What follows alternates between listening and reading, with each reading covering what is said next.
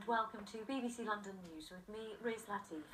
First tonight, Scotland Yard says it's arrested more than 2,500 people in the last 10 weeks to try and stop rising knife and gun crime among young people. More teenagers have been murdered in the capital so far this year than in the whole of 2014. Today, officers showed off some of the weapons they've seized in a wave of raids over the summer. But as our Home Affairs correspondent Nick Beat now reports, some are concerned the tactics aren't working. Two 17-year-olds who had their lives ahead of them, both stabbed to death in the past week. Shakwan Firon killed in Brockley. Marcel Adai died in Hoxton. He became the 9th teenager killed in the capital this year.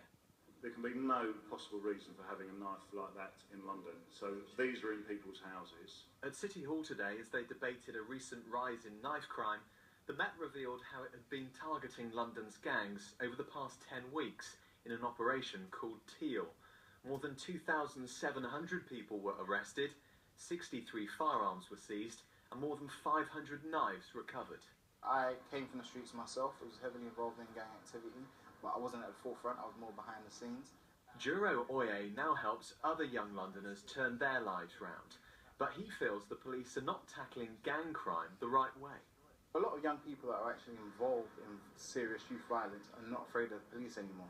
So the top-down, heavy-handed approach is not going to work with these individuals. There needs to be a stronger relationship with community organisations, grassroots organisations that have a relationship with these young people. That is only the way forward, I can see. The Met launched this latest crackdown on gangs back in July to coincide with new, tougher sentencing on knife crime. And knife crime had been falling for a good number of years, but there's concern that recently it's been on the rise again. And some make the point that that type of crime's gone up, while police resources have gone down. The borough's lost over 200 officers in the last 5 years, and certainly in relation to tackling gangs, we had 40 officers at one point.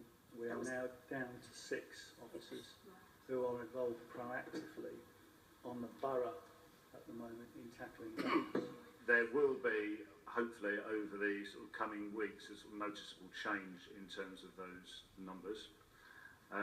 But the important thing for me is that there is close connectivity between the local gangs units and Trident, because they both bring very different perspectives. I take Alan's point.